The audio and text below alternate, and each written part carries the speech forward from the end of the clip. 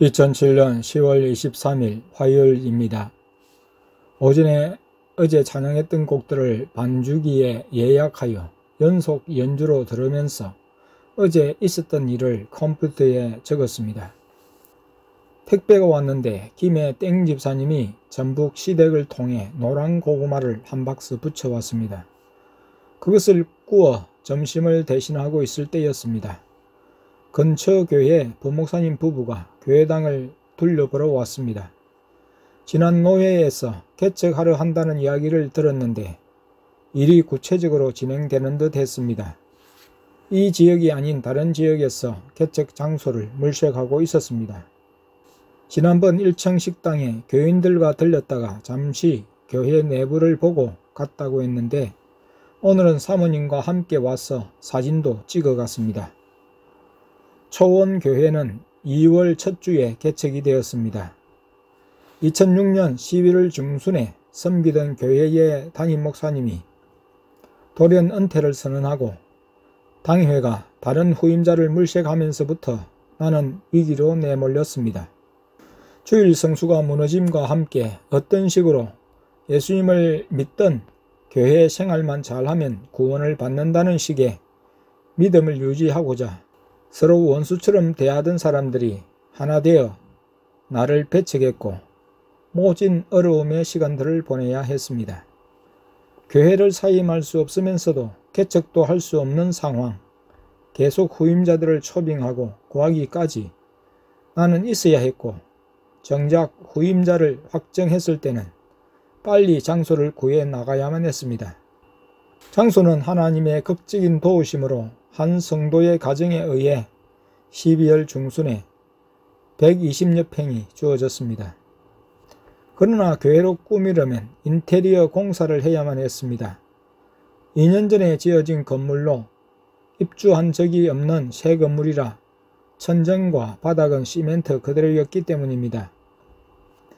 12월의 개척을 위해 개인적으로 후원을 받은 액수는 모두 400만 원이었습니다.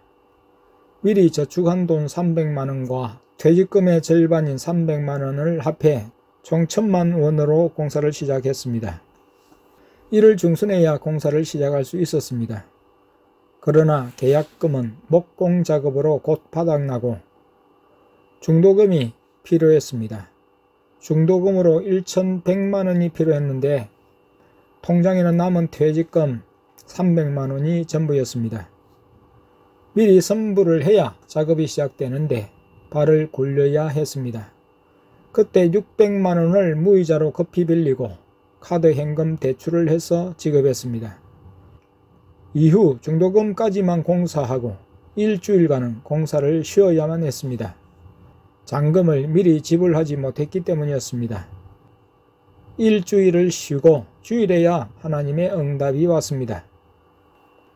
내가 새벽에 꿈을 꾸었는데 가파른 골목길의 턱을 누가 밀어줌으로 올라섰습니다. 다시 두 갈래 길을 어디로 가야 할지 망설이다가 어느 쪽을 가도 통하겠다는 생각이 들었습니다. 나는 왼쪽으로 가는데 길이 막히면 어떻게 하나 내심 염려가 되었습니다. 왼쪽 길을 택하여 모퉁이를 돌아서자 과연 염려한 대로 길이 끝나는 듯 했습니다. 그런데 자세히 살펴보니 화단 쪽으로 길이 숨어 있었습니다. 해변 고속도로로 좁은 산책로가 이어지고 있었습니다. 꿈을 꾸고 이제 어려운 길을 맞아가면 마음껏 달리겠구나 생각하고 분명 하나님께서 길을 열어주심에 대한 확신이 왔습니다. 그날 밤에 우리를 도와주신 권사님으로부터 전화가 왔는데 꿈에서 하나님이 자신이 섬기는 교회 목사님을 통해 정 목사님을 무조건 도와주세요. 정 목사님을 무조건 도와주세요. 라는 말을 2차례 들려주신 것과 새벽기도 후 집으로 가면서 본 환상을 이야기하면서 물질을 보내겠다고 했습니다. 그래서 우리가 필요로 했던 물질이 일시에 2천만 원이 들어왔습니다. 하나님께서 꿈을 통해 권사님과 남편 성도님의 마음을 움직이신 것이었습니다. 그리고 사택을 꾸밀 돈 500만 원을 더 보내어 주었습니다. 들어온 돈으로 빌린 돈들을 갚고 잔금을 치르므로 내부 공사가 다시 재개되어 2월 2일에 끝이 났습니다. 그리고 전에 있던 교회의 집사님 부부가 십자가 간판, 유리의 썬팅 일체와 교회 의자를 구입해 주므로 교회의 모양이 갖추어지게 되었고 2월 3일 토요일에야 이사할 수 있었습니다. 내부 예배 비품과 원탁 및 의자들, 사택의 배채 공사와 난방은 이사한 후 이어졌습니다. 순전한 하나님의 도우심으로 장소와 내부 공사, 비품이 다 갖추어졌습니다. 개척을 진행한 지 3개월 만의 일이었습니다. 그리고 3달 만에 개척 설립 감사 예배를 드릴 수 있었습니다. 그날의 헌금을 통해 일부 비품에 대한 빚도 다 없어졌습니다. 부목사님 부부는 우리 초원교회에 잘해놓은 인테리어를 칭찬했습니다. 적은 돈으로 잘 꾸며진 것이 사실입니다. 공사를 담당한 이들은 건물 인테리어를 전문으로 하는 두 청년인데 2007년도 첫 공사가 초원교회였습니다. 그들은 우리의 어려운 처지를 알고 같이 마음을 쓰고 기도하면서 공사를 했습니다. 부산 어느 교회에 다니는 한 청년의 어머니의 경우는 기도하는 분으로 공사를 중단하고 있었을 때 공사 현장에 와서 철야하며 기도를 했다고 말해 주었습니다. 개척에 우리가 한 것은 아무것도 없었습니다. 개척에 대한 용기를 주신 분도, 사람을 붙여주시고 물질을 주신 분도, 적절한 때에 우리를 위기에서 구출하여 주신 분도, 전에 섬겼던 교회에서의 나의 설교와 사역에 대한 정당한 평가를 내려주신 분도 오늘 우리와 함께 하시는 삼위일체 하나님이셨습니다. 오후에 자녀들이 학교에서 왔을 때 예수님이 문제차를 몰고 가자고 하셨습니다. 나는 사택으로 갔습니다. 아내가 예수님께 카센터에 가실 거예요? 여쭈었습니다. 나는 혹 폐차하려는 것이 성급한 내 마음에서 나오는 것인지 모르기에 카센터에 가서 어디가 고장났는지 살펴본 다음에 폐차해야 하지 않을까 하면서 그러나 예수님이 하시는 대로 따르리라 생각했습니다. 오늘 예수님께서는 카센터에 들리지 않고 바로 폐차장으로 가신다고 하셨습니다. 예수님이 지하 주차장에 함께 가셨는데 예수님께 물으면서 필요한 부품들을 바구니에 담아 집으로 옮겼습니다. 그리고 예수님을 모시고 두 자녀와 함께 집에서 3km 떨어진 땡땡 폐차장으로 갔습니다. 처음에는 차가 제대로 가려나 생각이 되었는데 큰 길에 나가니 어제와는 달리 진동이나 덜컥거림이 없이 잘 달리는 것이 아닙니까? 그러나 이미 늦었습니다. 자녀들은 차가 불쌍하다고 했습니다. 차의 일생이 끝나는 폐차장에 도착했습니다. 폐차장 직원에게 열쇠를 인계하고 사무실에서 조회를 하는데 깨끗하다면서 차 고칠 값을 지불해 주었습니다. 폐차장 주인 아줌마가 우리 먹으라고 음료수를 건넸습니다. 어디서 오셨냐고 물으면서 자기네 차로 우리를 태워주겠다고 했습니다. 내가 땡청땡에서 왔다고 하면서 인근 학원에 자녀들을 내려주고 가면 된다고 하니 기사를 시켜 태워주려는데 예수님이 그냥 걸어가신다고 하셨습니다.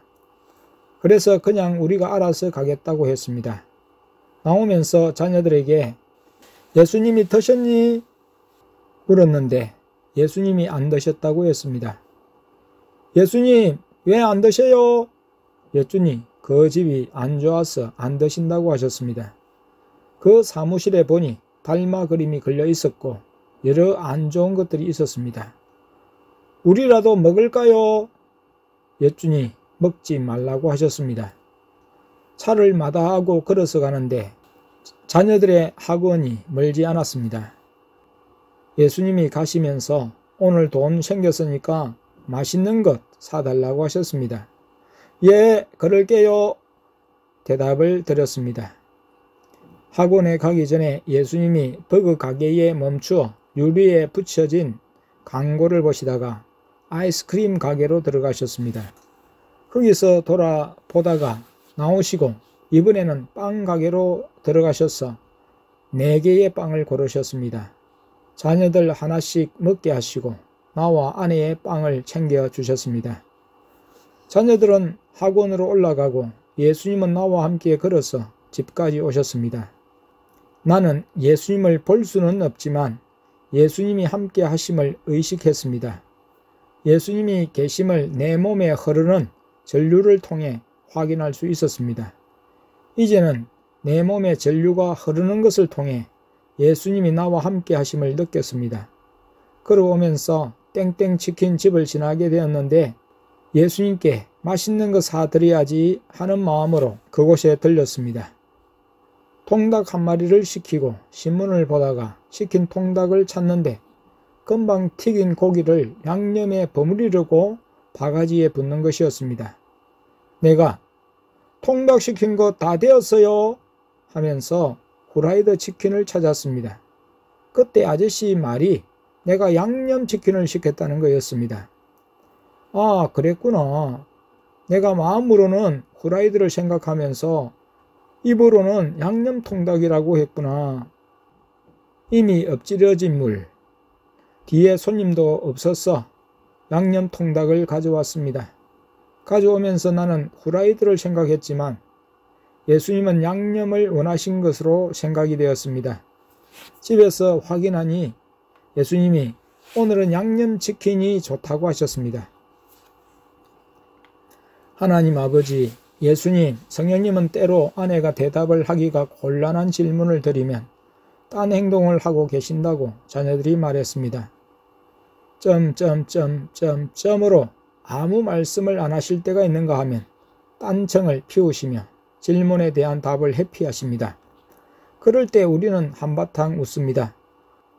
오늘에는 새로운 말을 쓰셨습니다.